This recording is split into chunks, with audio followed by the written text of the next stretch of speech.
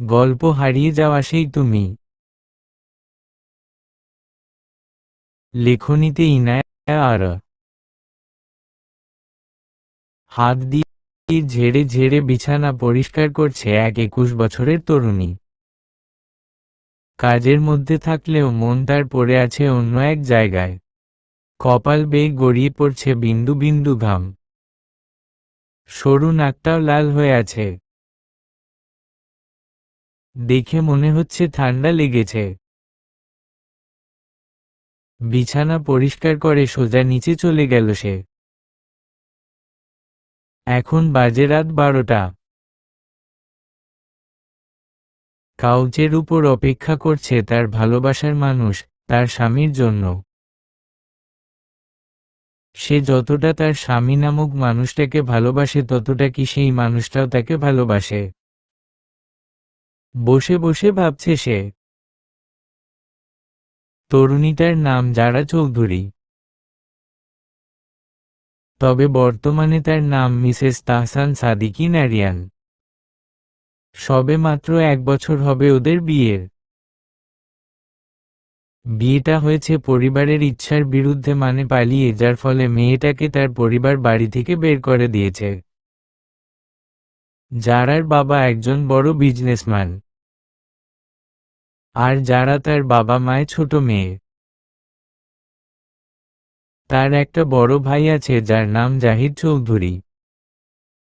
পরিবারের কেউ যারার সাথে যোগাযোগ না রাখলেও জাহিদ সবসময় তার বোনের খোঁজ নিয়েছে। যারা দেখতে ফর্সা, চেহারার গঠনও বেশ গোলগাল। উচ্চতা 5 ফিট 4 ইঞ্চি। চুলগুলো হাঁটু পর্যন্ত লম্বা। এই তরুণীর রূপ দেখলে যে কেউ প্রেমে পড়তে বাধ্য। বিজনেসম্যানের মেয়ে হওয়ার দরুন ছোটবেলা থেকে বিজনেসের অনেক কিছুই জানে সে। ছোটবেলায় গুটি গুটি পায়ে বাবার সাথে অনেক মিটিংয়েও গিয়েছে। মাত্র 18 বছর বয়সে বিজনেসের অনেক কিছুই আয়ত্তে নিয়ে ফেলেছিল সে। বর্তমানে ভার্সিটিতে পড়াশোনা করছে। যারা অপেক্ষা করতে করতে কাত হয়ে সেখানেই ঘুমিয়ে পড়ে। বড় আলিশান বাড়ির ভেতরে পরপর ঢুকে 3টা গাড়ি। সামনের এবং পেছনের গাড়ির থেকে কতগুলো গার্ড বের হয়ে মাঝখানের গাড়িটার দরজা খুলে দেয়। ভেতর থেকে বের হয় একজন যুবক। যুবকটি বাড়ির ভেতরে প্রবেশ করল। যুবকটিই হলো যারার হাজবেন্ড তাহসান সাদিকি নারিয়ান। বয়স সবে মাত্র 27 বছর। দেশের বড় বিজনেসম্যান সে। দেখতে বেশ হ্যান্ডসাম। উচ্চতা 6 ফিট। বাবা মাকেও বেঁচে নেই। যারার সাথে পরিচয় প্রায় 3 বছর আগে হয়েছিল তার। আর সেখান থেকেই প্রেম, আর প্রেম থেকে বিয়ে। তবে তার বর্তমান অবস্থায় সবচেয়ে বড় অবদান যারার। আরিয়ান বাড়ির ভেতরে ঢুকতেই তার গায়ের কড়া পারফিউমের ঘ্রাণে চারদিক ভরে উঠল। যারা মিটমিট করে তাকিয়ে দেখল আরিয়ান এসেছে। যারা উঠে গিয়ে আরিয়ানের সামনে দাঁড়ায় এবং বলে, এত দেরি করলে যে? আজকে না একটু তাড়াতাড়ি আসতে বলেছিলাম? আরিয়ান গম্ভীর গলায় বলল, সবকিছু কি তোমার মর্জির মতো চলবে নাকি? অফিসে অনেক কাজ থাকে, সেগুলো করতে করতেই দেরি হয়ে গেছে। আরিয়ানের কথায় যারা অনেক কষ্ট পেল, কিন্তু তাও মুখে একটা মিথ্যা হাসি ঝুলিয়ে রেখে জিজ্ঞাসা করল, মাথা ব্যথার আর ঠান্ডার ঔষধগুলো কি এনেছ? আরিয়ান আগের ন্যায় বলল, অফিসে অনেক কাজ ছিল তাই ভুলে গেছি। যারা আর এই বিষয় নিয়ে কথা বাড়াল না।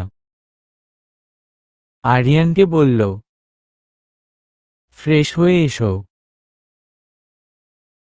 আমি খাবার বাড়ছি। যারা যেতে নিলে আরিয়ান পেছনে থেকে ডেকে বলল, আমার খিদে নেই, আমি খেয়ে এসেছি, তুমি খেয়ে নাও। যারা আরিয়ানের দিকে তাকিয়ে বলল, আপনি যখন বাহিরে খেয়ে এসেছেন তাহলে আমাকে একবার জানাবেন না? আপনি কি জানেন না যে আমি আপনার জন্য না খেয়ে অপেক্ষা করি? আরিয়ান ভাবলেশহীনভাবে বলল, আমি বলেছি তোমাকে না খেয়ে আমার জন্য অপেক্ষা কর? এই সব ঢং বাদ দিয়ে খেয়ে রুমে এসে শুয়ে পড়। আরিয়ানের কথায় যারা চোখের কোণে অশ্রুগুলো ভিড় জমিয়েছে। এই বোধহয় অশ্রুগুলো ঝর্ণার মতো গড়িয়ে পড়তে শুরু করবে। আরিয়ান ততক্ষণে রুমে চলে গেছে। যারা একটা প্লেটে খাবার নিয়ে বসেছে। সে খাচ্ছে না, বরং খাবারগুলো নাড়ছে আর কান্না করছে। চোখের অশ্রুকণাগুলো কিছুতেই বাদ মানছে না। কোন রকম খাবার খেয়ে রুমে এসে দেখে আরিয়ান ঘুমিয়ে পড়েছে। সেও গিয়ে তার পাশে শুয়ে পড়ে। কান্না করার কারণে মাথা ব্যথাটাও বেড়ে গেছে তার। একবার আরিয়ানের দিকে তাকিয়ে পাশ ফিরে শুয়ে ঘুমানো চেষ্টা চালালো সে। সকালে পূর্ব আকাশে সূর্য উঠে গেছে ততক্ষণে। যারা মাথা ব্যথার কারণে ঘুম থেকে উঠতে একটু দেরি করেছে। আশেপাশে তাকিয়ে দেখে আরিয়ান নেই। দ্রুত উঠে বসে সে। ঘড়ির দিকে তাকিয়ে দেখে 10টা বেজে গেছে। আরিয়ানের অফিসের টাইম 9টায়। যারা উঠে কোনোরকম ফ্রেশ হয়ে নিচে চলে আসে। টেবিলের কাছে যেতেই চোখে পড়ে আরিয়ান তার খাবারের বক্সটা রেখে অফিসে চলে গেছে। যারা কিছুক্ষণ ভেবে আরিয়ানকে কল করে, কিন্তু আরিয়ান বারবার ফোন কেটে দিচ্ছে। যারা কোন উপায় না পেয়ে খাবারের বক্সটা নিয়ে ছুটল আরিয়ানের অফিসের উদ্দেশ্যে। আর যাই হোক, নিজের স্বামীকে তো আর না খাইয়ে রাখা যায় না। আরিয়ান নিজের কেবিনে বসে বসে কাজ করছিল, তখনই যারা ভেতরে প্রবেশ করে।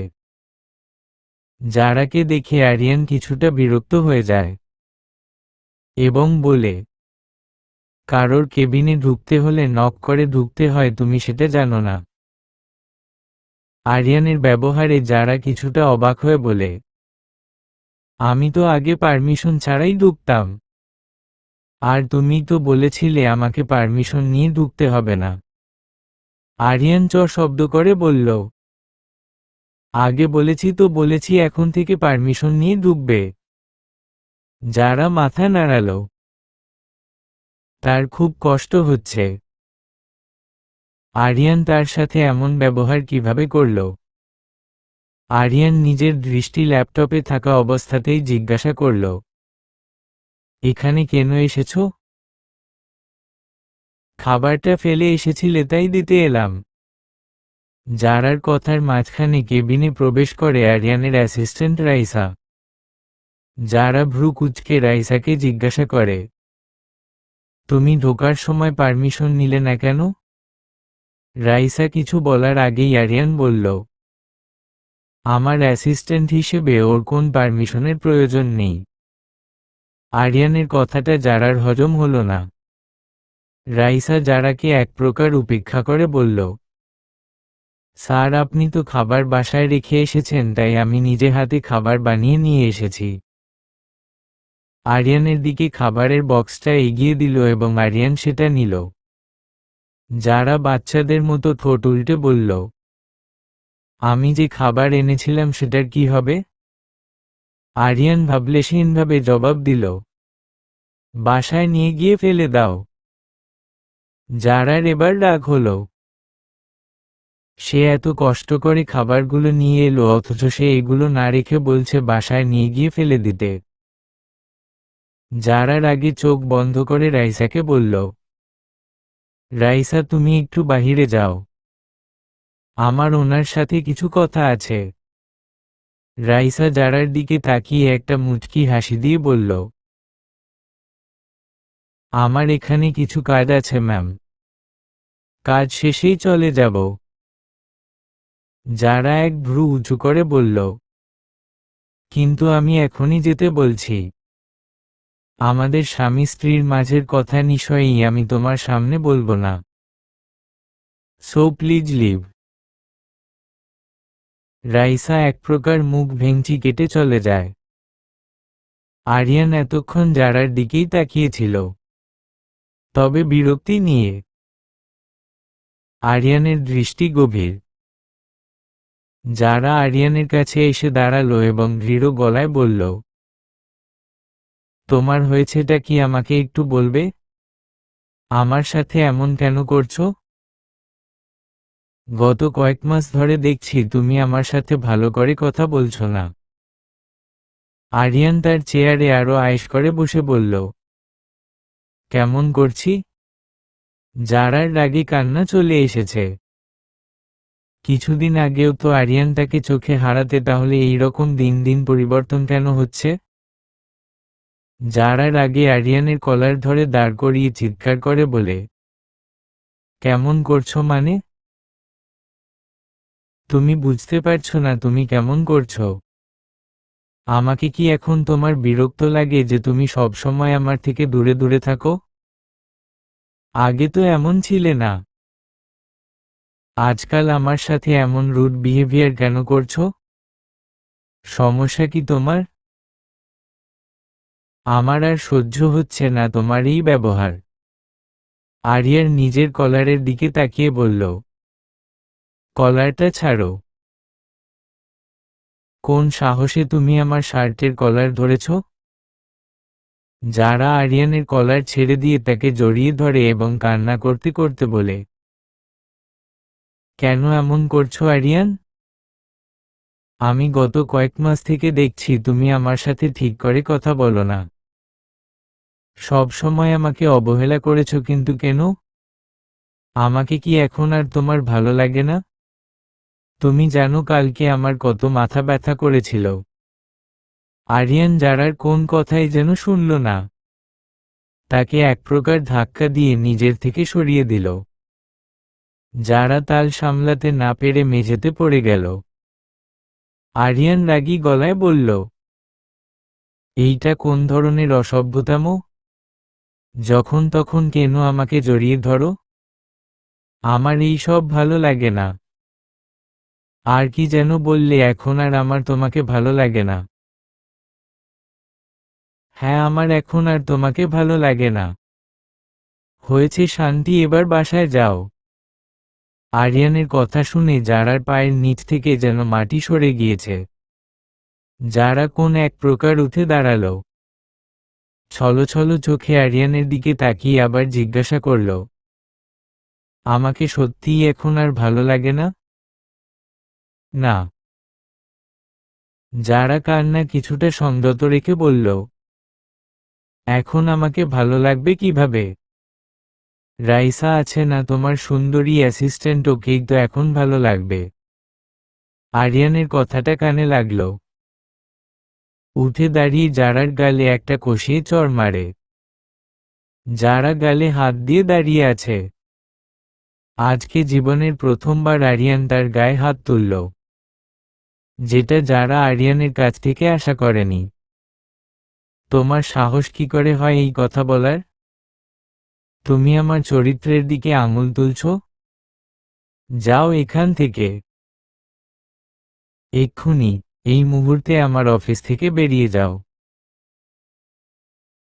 যারা গালে হাত দিয়েই কান্না মিশ্রিত গলায় বলল, যাব। অফিস থেকেও যাব, আর আজীবনের জন্য মুক্তি দিয়ে তোমার জীবন থেকেও যাব। তখন খুঁজলেও আর পাবে না। আর যদি পেয়েও যাও, হয়তো এই যারা তোমাকে চিনবে না। কথাগুলো বলে যারা দৌড়ে কান্না করতে করতে অফিস থেকে বেরিয়ে বাসায় চলে আসে। আরিয়ান চেয়ারে বসে গা এলিয়ে দিয়ে চোখ বন্ধ করে নিজের রাগ কন্ট্রোল করতে লাগল। যারা বাড়িতে ঢুকেই এক দৌড়ে নিজের রুমে চলে যায় এবং ঠাস করে দরজাটা লাগিয়ে ফ্লোরে বসে কান্না করতে থাকে এবং বলতে থাকে, কেন এমন করছো তুমি? আমি তো এতদিন ভেবেছিলাম তুমি হয়তো আমাকে ভালোবাসো, কিন্তু আজকে তুমি সত্যি সত্যি বলে দিলে যে আমাকে তোমার ভালো লাগে না। এমনকি তুমি আমার গায়ে হাত তুলেছ আজকে। ভাইয়া ঠিকই বলেছিল, সব ছেলেদের বিশ্বাস করতে নেই। যারা প্রায় আধ ঘন্টার মতো কান্না করার পর চোখের পানির কণাগুলো মুছে উঠে দাঁড়ায়, সে ঠিক করে নিয়েছে সে আর এইখানে থাকবে না। যারা কাবার্ড থেকে নিজের সমস্ত জামাকাপড়গুলো বের করে নিজের লাগেজে রাখল। এরপর একটা ডায়েরির পৃষ্ঠা নিয়ে তাতে কলমের সাহায্যে নিজের মনের কথাগুলো ব্যক্ত করে টেবিলের উপর রাখল। নিজের সমস্ত জিনিসগুলো নিয়ে বেরিয়ে গেল বাড়ি থেকে। বাড়ির সার্ভেন্টরা অনেক আটকানোর চেষ্টা করেছে কিন্তু যারা শোনেনি। আরিয়ান রাতের 11:30 নাগাদ বাড়িতে আসে। সে বাড়িতে ঢুকে কাউকে দেখতে পায় না। আরিয়ান কিছুটা অবাক হয় কারণ যারা প্রতিদিন হলরুমে রাখা কাউচের উপর বসে তার জন্য অপেক্ষা করত, এমনকি অসুস্থ থাকলে সেভাবেই বসে থাকত। তাহলে আজ হঠাৎ কি হলো? হঠাৎ আরিয়ানের পেছনে থেকে একজন সার্ভেন্ট বলল, স্যার। আরিয়ান পেছনে ঘুরে দেখল একজন সার্ভেন্ট দাঁড়িয়ে আছে। সে চিন্তিত কণ্ঠে জিজ্ঞাসা করল, তোমাদের ম্যাম কোথায়? সার্ভেন্টটা মাথা নিচু করে উত্তর দিল, স্যার, ম্যাম তো আজকে সকালেই চলে গেছে। আরিয়ানের মনে এক অজানা ভয় জেঁকে বসেছে। যারা আবার সত্যি সত্যি চলে গেল না তো?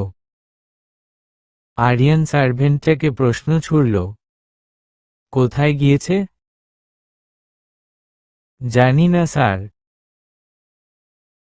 আমরা আপনাকে অনেকবার ফোন দিয়েছি কিন্তু আপনার ফোন বন্ধ ছিল। আরিয়ানের নিজের ফোন চেক করে দেখল মোবাইলটা আসলেই বন্ধ। আরিয়ান আর সেখানে এক মুহূর্তের জন্য সেখানে না দাঁড়িয়ে রুমে চলে আসে। কাবার্ড খুলে দেখে যারার একটা জামাকাপড়ও নেই। ড্রেসিং টেবিলের সামনে যেতেই দেখল যারার কোন পারফিউম বা কোন প্রয়োজনীয় জিনিস কিছুই নেই। আরিয়ান যা বুঝার বুঝে গেল। তবে পরক্ষণেই তার চিন্তা তাচ্ছিল্যের হাসিতে রূপ নিল। সে মনে মনে বলল,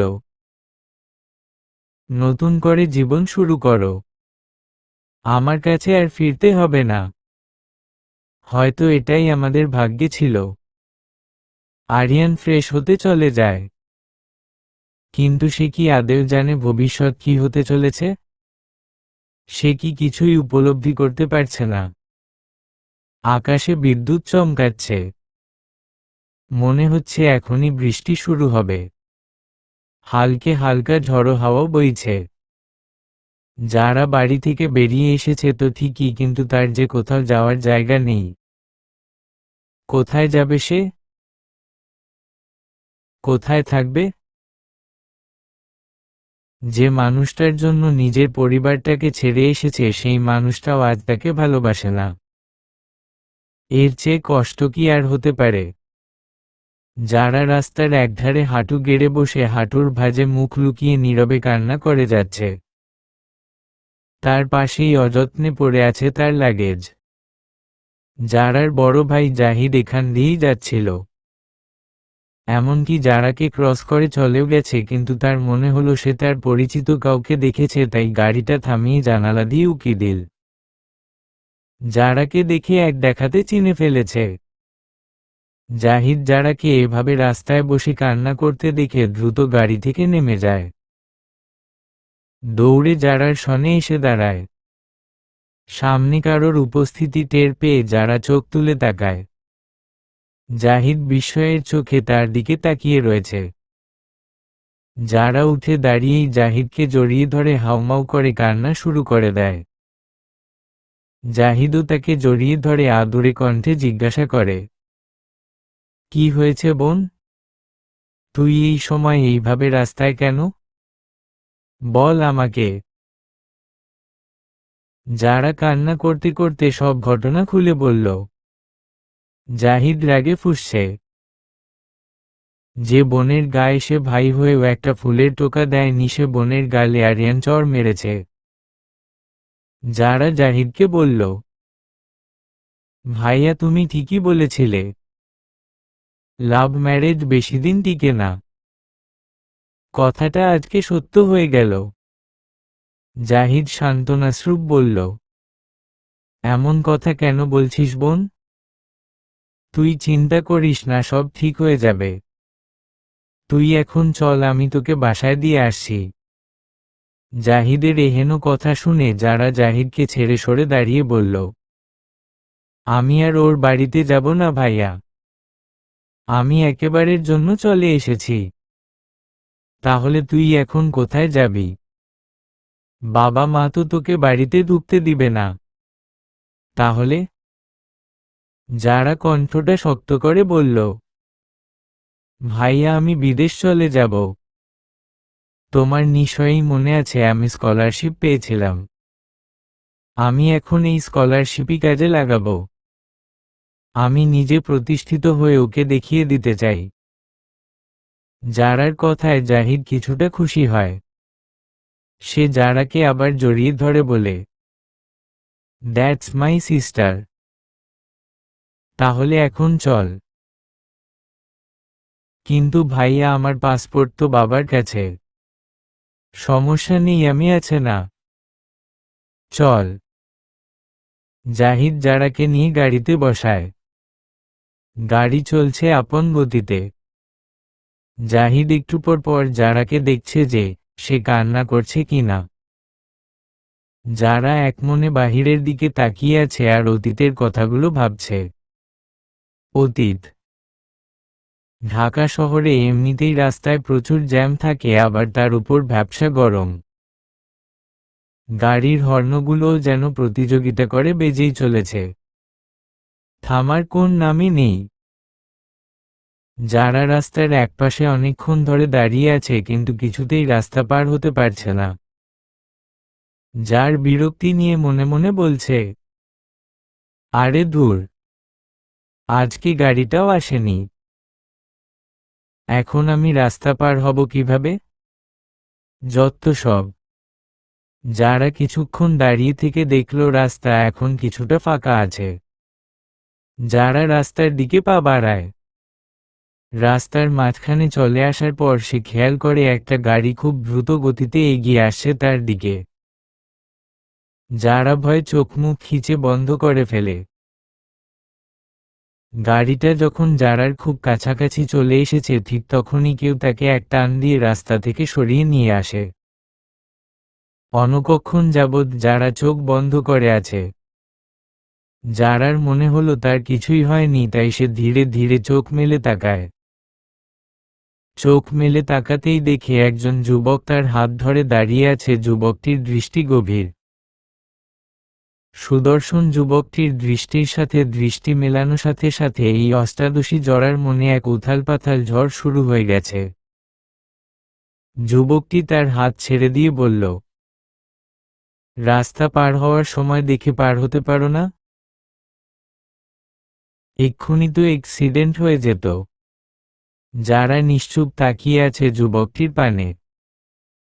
যুবকটি নিজের মতো কতগুলো জ্ঞান দিয়ে দিল যারাকে, কিন্তু যারা কি আদেও সেগুলো শুনেছে? হয়তো না। যুবকটি চলে যেতে নিলে যারা পিছন থেকে ডাক দেয়, এই যে শুনুন, আপনার নামটা কি আমি জানতে পারি? যুবকটি পিছন ঘুরে ভ্রু কুঁচকে জিজ্ঞাসা করল, কেন? কালো জাদু করবে নাকি? কালো জাদু কেন করতে যাব? আমি তো এমনি জিজ্ঞাসা করছিলাম। আমার নাম তাহসান সাদিকিন আরিয়ান। নিজের নাম বলে আরিয়ান আর সেখানে দাঁড়ায় না। যারা তাকিয়ে থাকে আরিয়ানের যাওয়ার পানে। যারা বাড়িতে এসে তার ভাই জাহিদকে সমস্ত ঘটনা খুলে বলে। জাহিদ তার বড় ভাই হলেও তাদের সম্পর্ক বেস্ট ফ্রেন্ডের থেকে কম কিছু না। যারা এখন বায়না ধরে বসে আছে সে আরিয়ানের সাথে কথা বলবে। কিন্তু জাহিদ বোনের এই আবদার মানতে নারাজ, কারণ তার এখন পড়াশোনাই শেষ হয়নি, মাত্র কলেজে উঠেছে। এখন যদি ও ভুল পথে চলে যায় তাহলে তো পুরো জীবনটাই নষ্ট হয়ে যাবে। বিকাল হতে চলল, যারা গাল ফুলিয়ে বসে আছে, এখনো খাবার খায়নি। জাহিদ এক প্রকার বাধ্য হয়ে আরিয়ানের খোঁজ নেওয়া শুরু করে। সন্ধ্যার মধ্যে সব খবর নিয়ে যারার রুমে যায় জাহিদ। যারা তখনও গাল ফুলিয়ে বসে আছে। জাহিদ রুমে গিয়ে নিজের বোনের পাশে বসল। যারার মাথায় হাত বুলিয়ে বলল, ওর ব্যাপারে সব খবর নিয়ে এসেছি। যারার চোখ তারার ন্যায় জ্বলে উঠল। সত্যি ভাইয়া? তাড়াতাড়ি বলো। ওর নাম কি? কোথায় থাকে? কি করে? আরে বাবা আস্তে। বলছি তো। জাহিদ বলা শুরু করে। ছেলেটার নাম তাহসান সাদিকি নারিয়ান। ভার্সিটির ফাইনাল ইয়ারে পড়ে। বাবা মা কেউ নেই। পড়াশোনার পাশাপাশি পার্ট টাইম জব করে। আর ওর বাড়ি আমাদের বাড়ি থেকে 10 মিনিট দূরের পথ। যারা হাসি মুখে বলল, ওর ফোন নাম্বার? জাহিদ যারাকে ফোন নাম্বারটা দিয়ে বলল, বোন দেখিস কোন ভুল করিস না। সব ছেলেরা কিন্তু এক হয় না। অন্তত বাবার কথাটা ভাবিস। জাহিদ চলে যায়। যারার খুশিতে নাচ করতে ইচ্ছা করছে। সে বিছানায় গা এলিয়ে দিল। আর ভাবতে থাকলো আরিয়ানের কথা। রাত 11টার কাছাকাছি। বাহিরের আবহাওয়া তেমন ভালো না। ঝিরিঝিরি বৃষ্টি হচ্ছে। মাঝে মাঝে বজ্রপাত তো আছে। যারা তার রুমের থাই গ্লাসটার পাশে বসে আছে। কোন এক দ্বিধা দ্বন্দ্বে পড়েছে সে। আরিয়ানের ফোন নাম্বার তো সে পেয়েছেই, কিন্তু এত রাতে কি সে ফোন করবে? যদি আবার আরিয়ান তাকে লুচ্চা ভাবে। ফোনে নাম্বারটা ডায়াল করে বসে আছে সে। অনেক চিন্তা ভাবনার পর অবশেষে কাঁপা কাঁপা হাতে ফোনটা করেই ফেলল। দুবার রিং হতেই আরিয়ান ফোন ধরল। গম্ভীর গলায় বলল, হ্যালো, কে বলছেন? যারা আরিয়ানের কণ্ঠ শুনে ভড়কে যায়। তার গলা দিয়ে শব্দ বের হচ্ছে না। কেউ কোন কথা বলছে না দেখে আরিয়ান ফের বলল, যদি এত রাতে ফাইজলামি করার জন্য ফোন করে থাকেন তাহলে একটা কথাই বলবো, দ্বিতীয়বার যেন এই নাম্বার থেকে ফোন না আসে। আরিয়ান ফোন কাটতেই যাবে তখনই যারা বিচলিত গলায় বলল, ফোন কাটবেন না প্লিজ, আমার আপনার সাথে কিছু কথা আছে। যারা একটু থেমে আবার বলল, আপনি তাহসান সাদিকি নারিয়ান বলছেন? আরিয়া অপর পাশ থেকে উত্তর দিল, জি, আমি তাহসান সাদিকি নারিয়ান। কি বলবেন তাড়াতাড়ি বলুন। যারা একটু ইতস্তবোধ করছে বলতে, কিন্তু তাও মনে সাহস জুগিয়ে বলল, আপনার সাথে কি আমি একটু দেখা করতে পারি? আসলে অনেক জরুরি কথা তো, তাই সরাসরি বলতাম। অপর পাশ থেকে আরিয়ান বলল, দেখুন আমার কাছে এত সময় নেই আপনার সাথে দেখা করার, তাই যা বলার সরাসরি বলুন। যারা একটু জেদ করেই বলল, বললাম না সরাসরি বলবো। মানে সরাসরি বলবো। এখন কোথায় দেখা করবেন সেটা বলুন, নয়তো আমি ঠিকানা বলছি। এই অষ্টাদশীর কড়া কথায় যেন হার মানলই যুবক। এক প্রকার বাধ্য হয়েই বলল, আচ্ছা ঠিক আছে, রমনা পার্কে দেখা করতে পারবো। বিকেল 4টায় সেখানে থাকবে।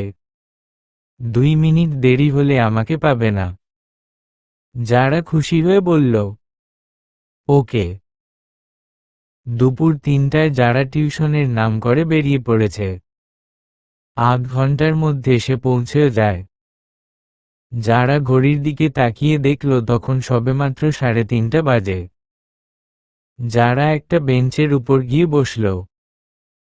গতরাতে ঝড় হওয়া, চারদিকে ভিজে পাতার ছড়াছড়ি। কিছুক্ষণ পরেই দেখল আরিয়ান আসছে। যারা জোরে একটা ডাক দিল, মি আরিয়ান, এইদিকে। আরিয়ান যারার ডাক শুনে যারার দিকে এগিয়ে এলো। যারাকে দেখেই আরিয়ান চিনে ফেলল এবং বলল, তুমি তো সেই কেয়ারলেস মেয়েটা না যে গতকাল অ্যাক্সিডেন্ট করতে গিয়েছিলে? যারা একটু লজ্জামাখা মুখ করে বলল, জি। আরিয়ানের গম্ভীর মুখের কোন পরিবর্তন নেই। তা কি এমন কথা আছে তোমার যে আমাকে সরাসরিই বলতে হবে? আসলে এই কেয়ারলেস মেয়েটার আপনার মতো একটা কেয়ারফুল হাজবেন্ড চাই। আরিয়ান ঠোঁট গোল করে বড় শ্বাস ফেলল এবং বলল, তো এইটা আমাকে বলছো কেন? তোমার বাবাকে গিয়ে বলো। বাবাকে তো পরে বলবো। আগে আপনাকে জানানোর প্রয়োজন, কারণ আপনিই তো হবেন আমার সেই কেয়ারফুল হাজবেন্ড। আরিয়ান তার ভ্রুযুগল কুঁচকে বলল, হোয়াট? যারা ভ্রু কুঁচকে আরিয়ানের চারদিকে একবার ঘুরে ভালো করে পর্যবেক্ষণ করে বলল, আপনাকে দেখে তো মনে হচ্ছে আপনার বুঝার বয়স হয়েছে, তাও বুঝছেন না। আরিয়ান কিছুটা বিরক্তি নিয়ে বলল, এখানে ডেকে এনে এইভাবে ফাইজলামি কেন করছো? যা বলার ক্লিয়ার করে বল, না হলে চলে যাচ্ছি।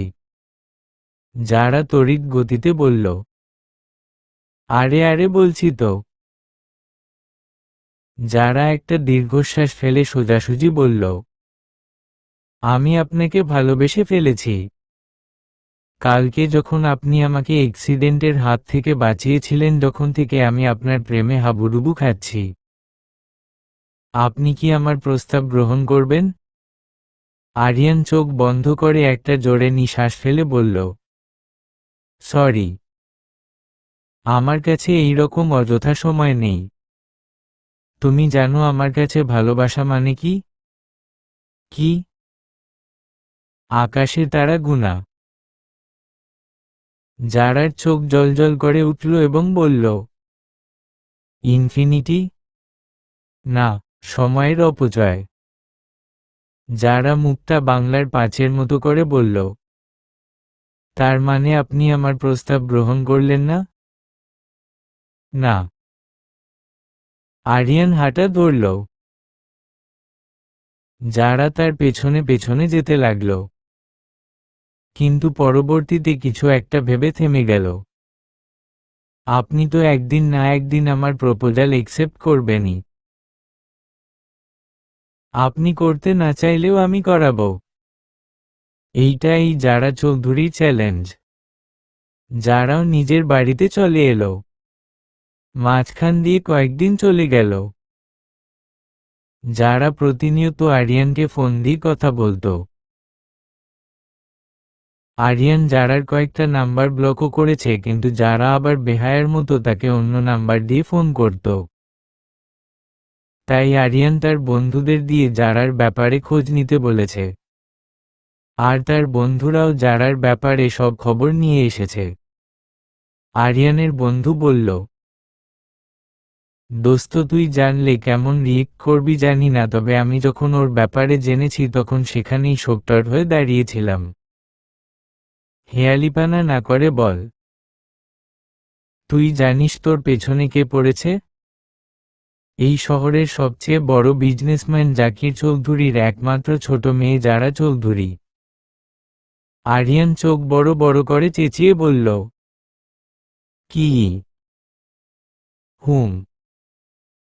বয়স সবে মাত্র 18। তবে বিজনেসের অনেক কিছুই জানে। আর তোর ব্যাপারের সব খবর ওর বড় ভাই ওকে এনে দিয়েছে। আরিয়ান ভ্রু কুঁচকে বলল, বড় ভাই হয়ে ওকে এইসব করতে সাহায্য করছে? স্ট্রেঞ্জ। আরে ওর বড় ভাই ওকে অনেক ভালোবাসে, এমনকি ওর জন্য পৃথিবীর বিপক্ষেও যেতে পারবে। আরিয়ান তার বন্ধুর কাছ থেকে এই সব শোনার পর ভাবতে লাগলো যদি ও এত বড় বিজনেসম্যানের মেয়েই হয় তাহলে তাকে কেন ভালোবাসতে গেল। সে তো আর তাকে এই বিলাসবহুল জীবন দিতে পারবে না। তাহলে কেটে গেছে আরো কয়েকদিন, যারা এখন ফোন করার পাশাপাশি নানান ধরনের গিফট ও আরিয়ানের বাড়িতে পাঠানো শুরু করেছে। আরিয়ান সবকিছুই সহ্য করছে, কিন্তু হঠাৎ জারার ফোন আসা বন্ধ হয়ে গেল, যেটা আরিয়ানকে অনেক ভাবাচ্ছে। প্রতিদিন জারার সাথে কথা বলতে বলতে জারা এক প্রকার অভ্যাসে পরিণত হয়েছে তার। আরিয়ানের কেমন যেন ফাঁকা ফাঁকা লাগছে, কিন্তু সে বুঝতে পারছে না কেন এমন হচ্ছে। আরিয়ান অনেক চেষ্টা করেও জারার সম্পর্কে কোন খোঁজ পেল না। কতগুলো দিন অতিবাহিত হলো, না চাইতেও আরিয়ানেরও একটু চিন্তা হচ্ছিল জারার জন্য। দুপুরের ভ্যাপসা গরমে অতিষ্ঠ মানবকুল, চারদিকে বাতাস তো নেই, তার মধ্যে ইলেকট্রিসিটিও নেই। আরিয়ান ভার্সিটি শেষ করে নিজের পার্ট টাইম জব করতে চলে যায়। সে একটি ক্যাফেতে কাজ করে। আরিয়ান কাজ করছিল, তখনই তার মোবাইলে ফোন আসে। মোবাইলে চোখ পড়তেই দেখল জারার নাম জ্বলজ্বল করছে। আরিয়ান ফোন তুলে কানে ধরতেই জারা উৎফুল্ল কণ্ঠে বলে উঠল, হাই ক্রাশ। আরিয়ান ভ্রু কুঁচকে বলল, কি? জারা কবিতার সুরে বলল, Your name lives where my thoughts reside. A sweet little secret I never could hide. Aryan আবার জিজ্ঞাসা করল, কি? জারা সে কথায় পাত্তা না দিয়ে আরিয়ানকে জিজ্ঞাসা করল, আমাকে মিস করেছেন? আরিয়ান জারার কথা শুনে হাসল। এরপর আরিয়ানও কবিতার সুরে বলল, Like sun waits for morning skies, I wait for you with silent eyes. জারা মুগ্ধ হয়ে বলল, আপনিও কবিতা বানাতে পারেন? হুম। তা আপনার কবিতার মানে কি? হ্যাঁ। আরিয়ান এবার বুঝতে পারল সে এইসব কি বলছে, তাই কথা ঘোরানোর জন্য বলল, এতদিন কোথায় ছিলে? যারা একটু ফুরফুরে গলায় বলল, এই তো একটু অসুস্থ ছিলাম আর কি। তার আপনার খবর কি? এতদিন ছিলে না তাই ভালোই ছিলাম, এখন মনে হচ্ছে না আর ভালো থাকতে পারবো। যারা তেতে উঠে বলল, এই কি বললেন আপনি?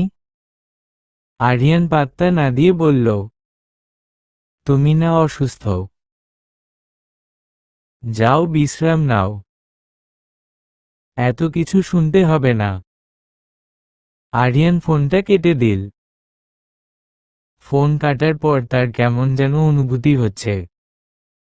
এতদিন পর জারার কণ্ঠ শুনে মনে হচ্ছে অনেক দিনের তৃষ্ণা আজ মিটেছে। যারা ফোনের দিকে তাকিয়ে একটা দীর্ঘশ্বাস ফেলে বলল, আর কত ইগনোর করবেন কে জানে, তবে একদিন তো আপনি অবশ্যই পড়বেন। যারা সামনের দিকে তাকিয়ে দেখে জাহিদ দরজার সাথে হেলান দিয়ে বুকে হাত গুজে দাঁড়িয়ে আছে। যারা একটা মেকি হাসি দিয়ে বলল, কি হলো, এভাবে তাকিয়ে আছো কেন? জাহিদ এগিয়ে এসে জারার পাশে বসতে বসতে বলল, তুই এত লুচ্চা হলি কবে থেকে? আমি আবার লুচ্চামি কখন করলাম যে লুচ্চা বলছো? জাবির জারার মাথায় হাত বুলিয়ে বলল, বোন তোকে আবারও বলছি, প্লিজ যা করবি ভেবে করিস। যারা হালকা মাথা ঝুলায়। পরের দিন যারা কলেজে যায়। কলেজ শেষ করে রাস্তা পার হতে যাবে ঠিক তখনই একটা ছেলে এসে জারার হাত ধরে। যারা ছেলেটির দিকে তাকিয়ে দেখে তার ক্লাসমেট কুশল। কুশলকে দেখে যারা একটা সি দিয়ে বলে, কিরে ভাই, এইভাবে যে হাত ধরলি কেউ দেখলে বলবে আমরা গার্লফ্রেন্ড বয়ফ্রেন্ড। কুশল জারার মাথায় একটা চাটি মেরে বলল, তুই এইসব উল্টা পাল্টা চিন্তা করিস, লোকে কি ভাববে সেটা নিজে ভেবে ফেলিস। হুম, তোকে বলেছে?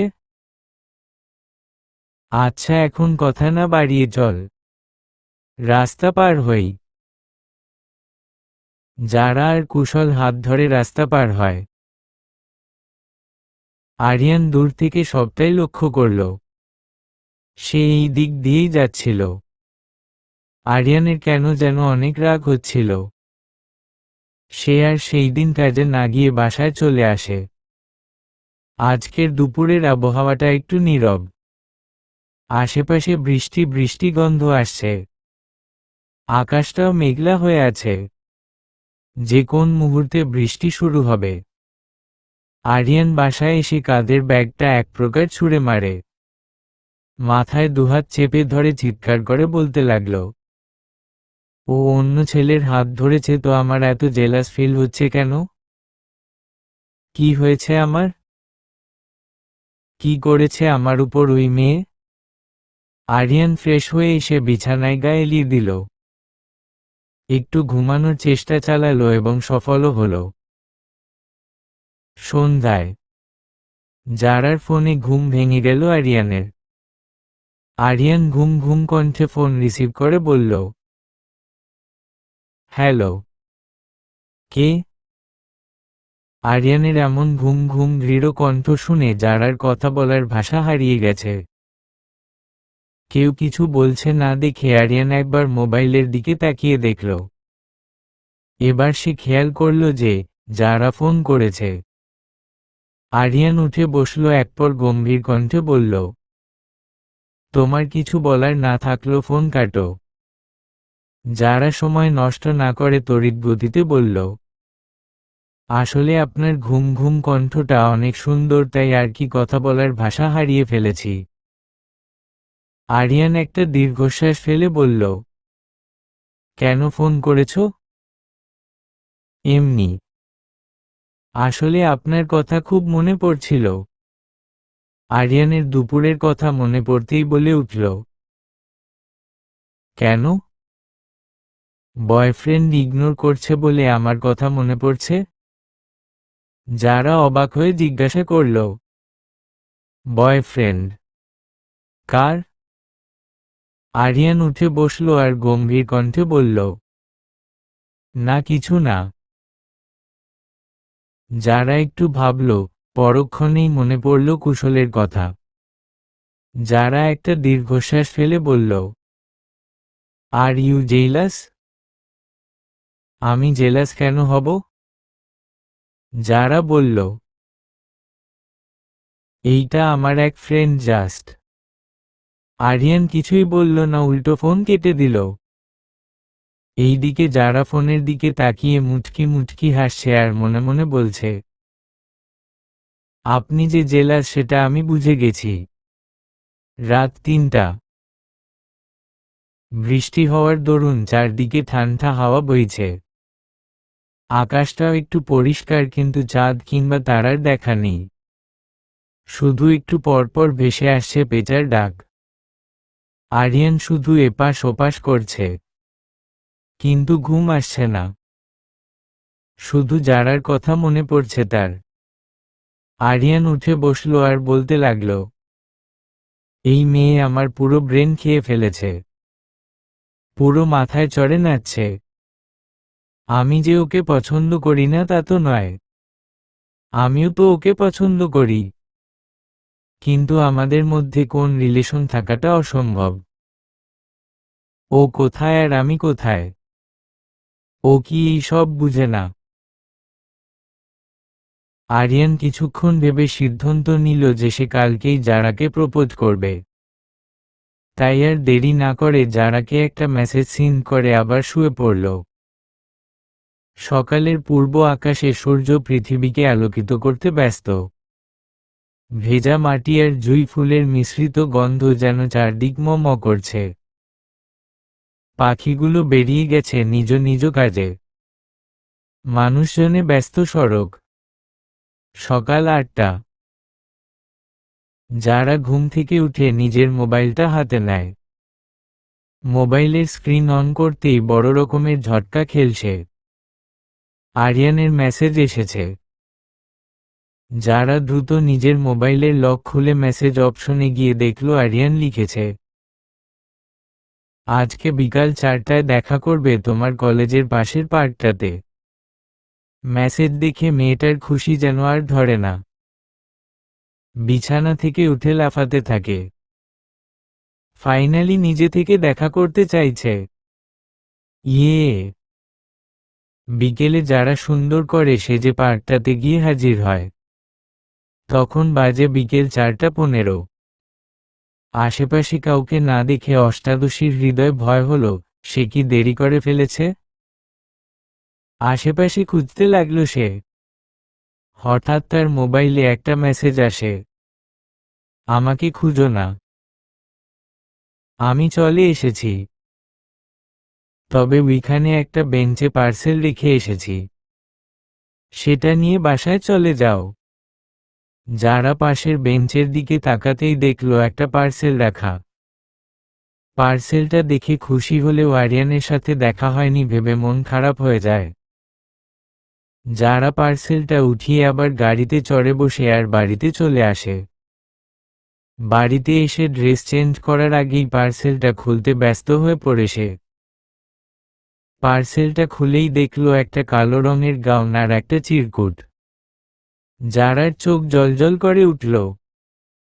সে ব্যতিব্যস্ত হয়ে চিরকুটটা আগে খুলল। সেখানে লেখা ছিল কিছু line. Like stars that fall but still shine above. I found pain, but deeper love. In every tear, your name I write with hope. যারা লাইনগুলো অনেকবার পড়ল কিন্তু কিছুই বুঝতে পারল না। সে মাথা চুলকে নিজের ফোনটা হাতে নিল এবং এআইকে জিজ্ঞাসা করল লাইনগুলোর মানে। এআই গোটাগোনা অক্ষরে লিখেছে লাইনগুলোর মানে I love you so much. যারার যেত নিজের চোখে বিশ্বাস করতে পারছে না। সে আরিয়ানকে ফোন দিল। আরিয়ানও যেন তার ফোনের আশাতেই বসেছিল। আরিয়ান ফোন রিসিভ করার সাথে সাথে যারা বলে ওঠে, আপনি যা বুঝাতে চাইছেন আমি কি তাই বুঝেছি? কি বুঝেছ? আপনি আমাকে ভালোবাসেন। হুম। যারার খুশিতে নাচতে ইচ্ছা করছে। সে কিছু বলার আগেই আরিয়ান বলল, চলো ডেটে যাই। যারা আরো খুশি হয়ে যায় মনে মনে বলে, এত মেঘ না চাইতেন জল। যারার কোন উত্তর না পেয়ে আরিয়ান ফের বলল, কি হলো, যাবে না? না গেলে থাক। যারা ব্যতিব্যস্ত হয়ে বলল, আরে আরে আমি কি না করেছি নাকি? চলুন একদিন যাই। এভাবেই চলতে থাকে তাদের প্রেমময় জীবন।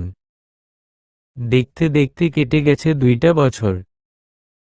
এই সময়গুলোর মধ্যে তারা যেন ভালোবাসায় একে অপরের জন্য মরিয়া হয়ে উঠেছে। এই 2 বছরে আরিয়ানেরও অনেক পরিবর্তন হয়েছে। সে একটা বিজনেস খুলেছে আর যারা এবং তার ভাই জবির তাকে সাহায্য করেছে। তার বিজনেসও মোটামুটি ভালোই চলছিল। একদিন যারা আর আরিয়ান যায় ঘুরতে এক নদীর তীরে। হয়তো সেদিনই ছিল তাদের জন্য অনেক খারাপ দিন। যারা আর আরিয়ান হাত ধরে পাশাপাশি হাঁটছে। নদীর স্রোত আর বাতাস যেন একটা রোমান্টিক মুহূর্ত তৈরি করছিল। যারার বাবার সেই দিন অফিস থেকে সেই রাস্তা দিয়ে বাড়ি ফিরছিলেন। যারাকে ক্রস করে গেলেও কিছু একটা মনে করে গাড়ি থামিয়ে জানালা দিয়ে উকি দেন ভদ্রলোক। সে উকি দিতেই দেখল যারাকে, তবে তার সাথে আরিয়ানকে দেখেই যা বুঝার বুঝে গেছেন তিনি। সেখানে আর না থেকে বাসায় ফিরে আসেন তিনি। যারা সারাদিনের ক্লান্তির পর বাসায় আসে। সিঁড়ির দিকে পা বাড়াতেই পেছনে থেকে তার বাবা বলে উঠলেন, ছেলেটা কে ছিল? যারা দাঁড়িয়ে যায়। তার বুকটা ধক করে উঠে। পেছনে তাকিয়ে কাঁপা কাঁপা কণ্ঠে বলল, কোথায় বাবা? কোন ছেলে? যারার বাবা যারাকে ধমক দিয়ে বললেন, আমি নিজের চোখে তোমাকে দেখেছি একটা ছেলের হাত ধরে হাঁটতে। তুমি এতটাই বিগড়ে গেছো যে মিথ্যা কথা বলতে শুরু করেছ। এই শিক্ষা আমি তোমাকে দিয়েছি? যাক গিয়ে, আমি আর তোমাকে কিছু বলবো না। কালকে তোমাকে আমার বন্ধুর পরিবার দেখতে আসবে তার ছেলের জন্য। রেডি থেকো। আর হ্যাঁ, তোমার ওই আশিককে বলে দিও ওকে আমি আর যাই হোক মানব না। যারার চোখ পানিতে ভরে এলো। সে এক প্রকার দৌড়ে উপরে চলে গেল। রুমে এসে দরজা লাগিয়ে আরিয়ানকে ফোন দিল। আরিয়ান ফোন রিসিভ করতেই যারা হাউমাউ করে কাঁদতে লাগল। আরিয়ান চিন্তিত গলায় প্রশ্ন করল, কি হয়েছে জান? তোমার কাঁদছ কেন? যারা কাঁদতে কাঁদতে বলল, বাবা আজকে আমাদের একসাথে দেখে ফেলেছে। এখন বাবা আমাকে বিয়ে দিয়ে দিতে চাইছে। কি করব আমি? আমি তোমাকে ছাড়া বাঁচব না আরিয়ান। আর বাবা বলেছে বাবা নাকি তোমাকে মানবে না। আরিয়ান কিছুক্ষণ চুপ করে থেকে বলল, বাড়ি থেকে বের হও। আমি আসছি তোমাকে নিতে। যারা একটু ভড়কে গেল। তুমি কি পালিয়ে যাওয়ার কথা বলছো? কারণ এছাড়া আর উপায় নেই। যারা আরিয়ানের কথায় সম্মতি প্রকাশ করে। সে কোনোরকম জামা কাপড় নিয়ে বাড়ি থেকে বেরিয়ে যায়। এরপর তারা একটা কাজী অফিসে গিয়ে বিয়ে করে সেই শহর থেকে পালিয়ে যায়। সকালে চৌধুরী বাড়িতে হইচই পড়ে যায়। যারা পালিয়ে গেছে। এইদিকে যারার বাবা অনেক চেষ্টা করেও যারাকে খুঁজে পায়নি। তাই সে যারাকে পরিবারের অংশ থেকে বিচ্ছিন্ন করে দেয়। কয়েক মাস কেটে যাওয়ার পর আরিয়ানের কোম্পানির কাছে একটা বড় ডিল আসে। যেটা ফাইনাল হওয়ার পর আরিয়ানের কোম্পানির অনেক লাভ হয় এবং তার বিজনেস আরও বড় হতে থাকে। একদিন আরিয়ান খুব রাতে বাসায় ফিরে যারা জানতে চাইলেও আরিয়ান কিছু বলে না। সেই দিনের পর থেকেই আরিয়ান যারাকে পুরোপুরিভাবে ইগনোর করা শুরু করে। বর্তমানে যারা জানালা দিয়ে বাইরের দিকে তাকিয়ে চোখের পানি ফেলছে। হঠাৎ তার মাথায় হাতের ছোঁয়া পেয়ে সে পাশে অশ্রুসিক্ত নয়নে পাশে তাকায়। জাহিদ এক হাতে ড্রাইভ করছে আর অন্য হাতে তার মাথায় হাত বুলিয়ে দিচ্ছে। জাহিদ ড্রাইভ করতে করতে বলল, কান্না করিস না বোন। নতুন করে জীবন শুরু কর। আমি তোর পাশে আছি। দেখিয়ে দে ওই ছেলেকে যে তুই ওকে ছাড়া ভালো থাকতে পারবি। যারা কিছুই বলল না, আবারও জানালা দিয়ে বাইরে দৃষ্টিপাত করল। কিছুক্ষণের মধ্যেই জাহিদ যারাকে বাসায় নিয়ে এলো। যারা তাকিয়ে দেখল সে তার বাসার সামনে। জাহিদের দিকে তাকাতেই জাহিদ বলল, চিন্তা করিস না। ভেতরে যেতে বলবো না। তুই এখানে বস, আমি তোর পাসপোর্টের কাগজপত্র নিয়ে আসি। আর হ্যাঁ, তোর ফ্লাইটের টিকিট বুক করে দিয়েছি। আজকে রাত 2টায় তোর ফ্লাইট। তুই এখন থেকে নিজের মতো করে বাঁচবি। নিজের ইচ্ছে মতো উড়বি। তোর ভাই তোকে সবসময় সাহায্য করবে। যারা তার নিভু নিভু কণ্ঠে বলল, থ্যাংক ইউ ভাইয়া। জাহিদ ভেতরে গেল আর যারা বাইরেই গাড়িতে বসে রইল। কিছুক্ষণের মধ্যেই জাহিদ যারার সব কাগজপত্র সব নিয়ে এলো। যেহেতু যারার পাসপোর্ট, কাগজপত্র সব জাহিদের কাছে ছিল তাই সেগুলো আনতে বেশি দেরি লাগেনি তার।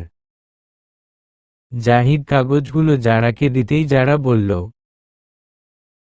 এগুলো তোমার কাছে? তুই যাওয়ার পর থেকে সব আমার কাছেই ছিল। যারা আর কিছুই বলল না। জাহিদ আর যারা বেরিয়ে পড়ল এয়ারপোর্টের উদ্দেশ্যে। যারা যাওয়ার সময় জাহিদকে ধরে অনেক কান্না করে, কিন্তু সেই তো তাকে যেতেই হবে। অবশেষে যারাও চলে গেল দেশ ছেড়ে এক ভিন দেশে, যেখানে না আছে আপন কেউ আর না আছে পরিচিত কেউ। সে চলে গেছে লন্ডনে। সেই দিন আরিয়ানের সারারাত ঘুম হয়নি, শুধু ড্রিঙ্ক করেছে।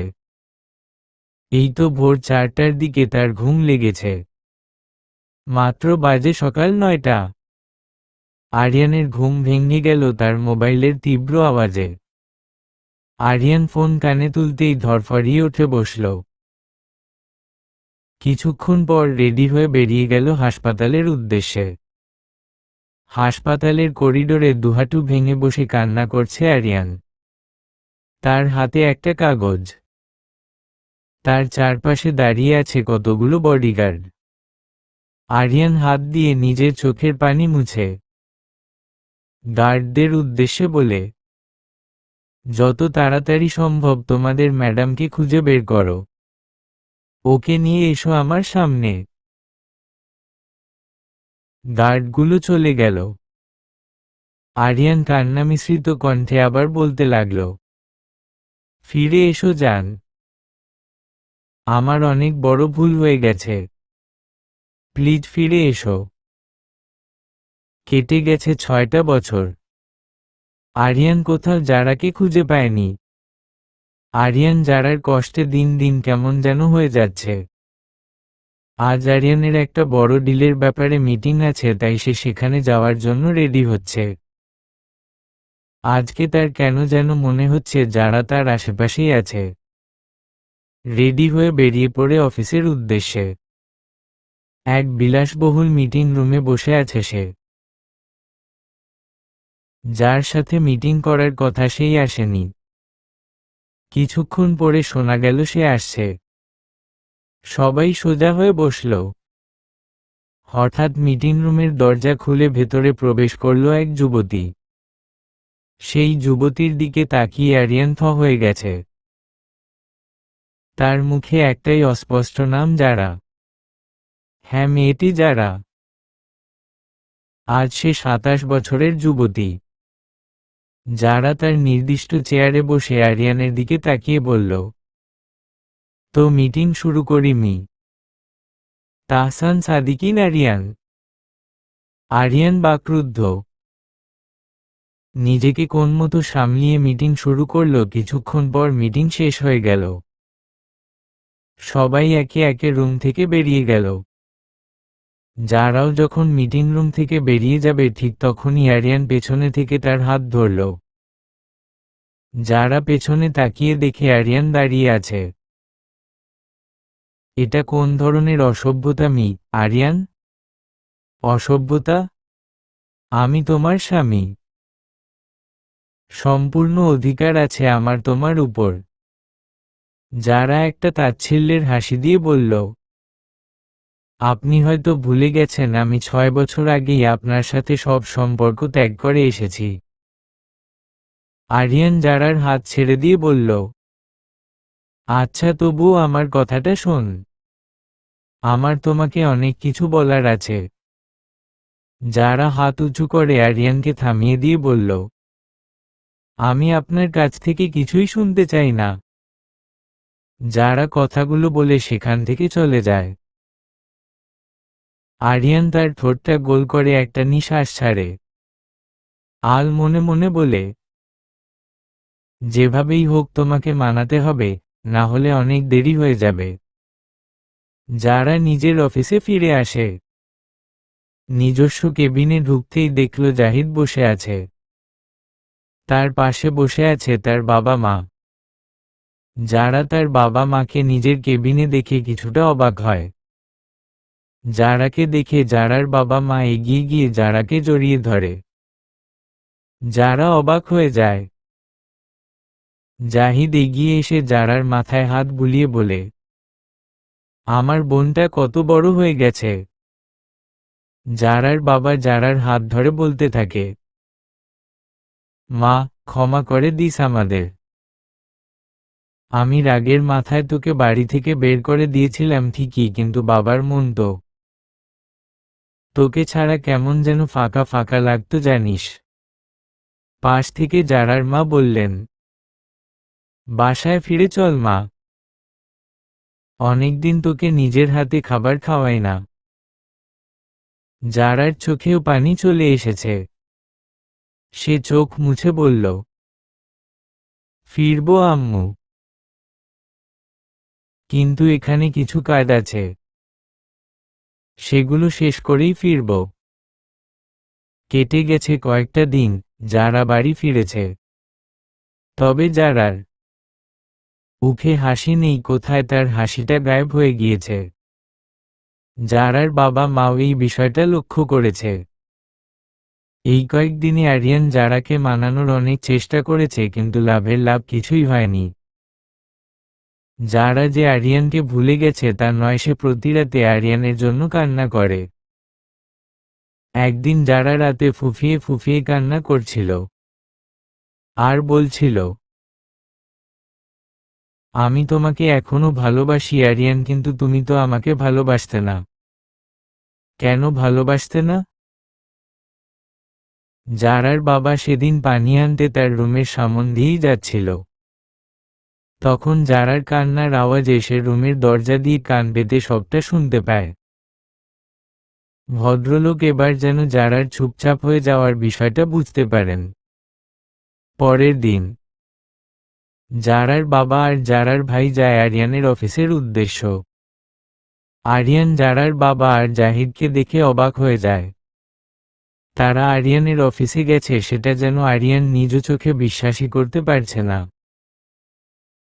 আরিয়ান এগিয়ে গিয়ে তাদের নিয়ে এসে কাউচের উপর বসায়। জারার বাবা আরিয়ানের সাথে কথা বললেও জাহিদ মুখ ফুলিয়ে বসে আছে।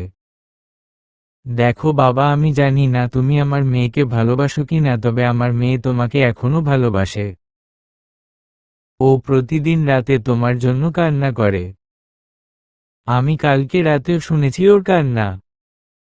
আরিয়ান কাউচ থেকে উঠে জারার বাবার পায়ের সামনে গিয়ে বসে এবং তার হাত ধরে বলে, আমিও ওকে ভালোবাসি বাবা, কিন্তু একটা ভুল বোঝাবুঝিতে আমি ওকে হারিয়েছি। পাশ থেকে জাহিদ রাগী কণ্ঠে বলল, মিথ্যা কথা কেন বলছো তুমি? তুমি আমার বোনকে ভালোবাসো, তাহলে ওকে তুমি ছেড়ে দিয়েছিলে কেন? আরিয়ান একটা দীর্ঘশ্বাস ফেলে বলল, আসলে আমি একদিন হাসপাতালে গিয়েছিলাম।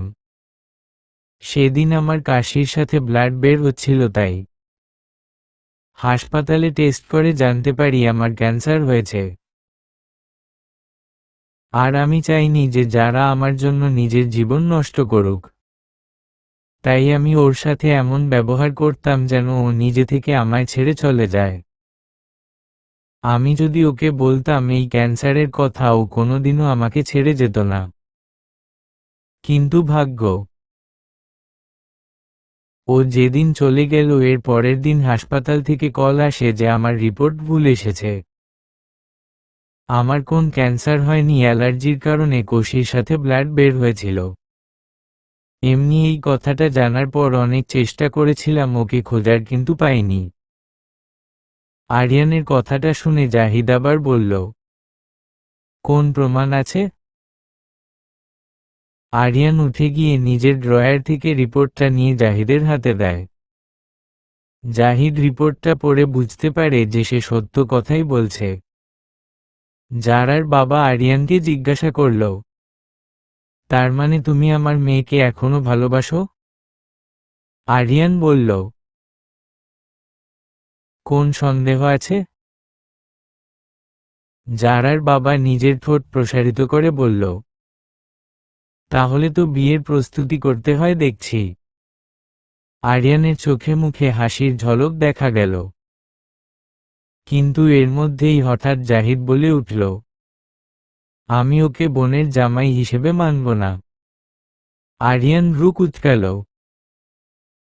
সে খুব ভালোই বুঝতে পারছে যে জাহিদ মজা করছে, তাই সেও মজার ছলে বলল, ওকে তো আমি তোমার অ্যাকাউন্টে টাকা পাঠাচ্ছি, ভেবে দেখো। জাহিদ ভ্রু কুঁচকে বলল, তোমার কি মনে হয় আমি আমার বোনকে বিক্রি করছি? আমাকে কি এমন ভাই মনে হয় তোমার? আরিয়ান একটা দীর্ঘশ্বাস ফেলে বলল, $10 মিলিয়ন। জাহিদ তার ওষ্ঠ প্রসারিত করে বলল, ওয়েলকাম টু দ্য ফ্যামিলি। জাহিদের কথা শেষ হতেই সবাই হেসে দিল। জাহিদ উঠে গিয়ে আরিয়ানকে বুকে জড়িয়ে বলল, আমি তো এতক্ষণ মজা করছিলাম। আমি আর কিছু চাই না, শুধু আমার বোনটাকে আজীবন ভালোবেসে আগলে রেখো। যারা নিজের রুমে ল্যাপটপে কাজ করছে। জারার বাবা জারার রুমে গিয়ে জারার পাশে বসে জারার মাথায় হাত রাখল। যারা ফিরে তাকালো তার বাবার দিকে। কিছু বলবে বাবা? জারার বাবা জারার মাথায় হাত বুলিয়ে বললেন, তোকে না জানিয়ে তোর বিয়ে ঠিক করেছি মা। যারা ভ্রু কুঁচকে জিজ্ঞাসা করল, মানে? দেখ, তোর বয়স অনেক হয়েছে। আগে যা হয়েছে তা ভুলে যা। নতুন করে নিজের জীবন শুরু কর। যারা কিছু একটি ভেবে বলল, ওকে বাবা, তুমি যা বলবে তাই হবে। জারার বিয়ের দিন ঠিক হলো। অথচ বেচারি এইটাই জানে না যে তার বিয়ে কার সাথে হচ্ছে। অবশেষে বিয়ের দিন চলে এলো। ধুমধাম করে তাদের বিয়ে সম্পন্ন হলো। কিন্তু এক মুহূর্তের জন্য যারা তার বরের মুখ দেখেনি। না দেখার ইচ্ছা নেই সেটা তো যারাই জানে। বর্তমানে যারা তার বাসর ঘরে এক হাত লম্বা ঘোমটা দিয়ে বসে আছে। কেন জানি আজকে তার আরিয়ানের কথা খুব মনে পড়ছে। দরজা লাগানোর আওয়াজে সামনের দিকে তাকালো সে। ঘোমটার আড়াল থেকে বোঝা যাচ্ছে কেউ একজন তার দিকেই এগোচ্ছে। সে ব্যক্তিটি জারার সামনে এসে বসে এবং জারার ঘোমটা সরায়। যারা তার দিকে তাকাতেই 440 বিয়ের শখ খেল। আরিয়ান তুমি? আরিয়ান ভাবলেশহীনভাবে বলল, হ্যাঁ তো কার থাকার কথা? তার মানে বাবা তোমার সাথে আমার বিয়ে দিয়েছে? হ্যাঁ। যারা রাগী কণ্ঠে বলল, ঘর থেকে বের হও। আরিয়ান জারার দুই বাহু ধরে বলল, জান আমার পুরো কথাটা শুনো প্লিজ। যারা ঝাড়ি দিয়ে বলল, কি শুনব? এত কিছুর পরে আবার শুনতে বলছো? আরিয়ান বলল, প্লিজ একবার শুনো। এরপর আরিয়ান সমস্ত ঘটনা খুলে বলল। সবকিছু শুনে যারা বলল, আমাকে তো একবার বলতে পারতে। আমি কি এতই পর তোমার? তা নয় জান। আমি চাইনি তুমি কষ্ট পাও, তাই আর বলিনি। আচ্ছা, যা হওয়ার তা হয়ে গেছে। আমাকে কি ক্ষমা করা যায় না? যারা আরিয়ানকে জড়িয়ে ধরে বলল, ক্ষমা তো আমার চাওয়া উচিত, আমি তোমাকে ভুল বুঝেছি। আরিয়ান যারাকে ছাড়িয়ে বলল, আজ থেকে আমাদের নতুন জীবনের সূচনা হতে যাচ্ছে। তাই আর আগের কথা মনে না রাখি। যারা মুচকি হাসল। আরিয়ান জারার হাত ধরে বলল, জান, আজকে আমি তোমাকে প্রমিট করছি আর কোনোদিনও তোমাকে ছেড়ে যাব না। তোমাকে এই বুকের মাঝে সব সময় আগলে রাখব। বলো, থাকবে না? যারা আরিয়ানের বুকে মাথা রাখল। এই যেন কোন ওয়াদা না, সারা জীবন একসাথে থাকার দৃঢ় প্রতিজ্ঞা। সেই রাতে যারা আর আরিয়ান সারারাত গল্প করেছে। এই 6 বছরে কি কি হয়েছে সবকিছুই একজন আরেকজনের সাথে শেয়ার করেছে। অবশেষে একটাই কথা, ভালো থাকুক যারা আর আরিয়ান।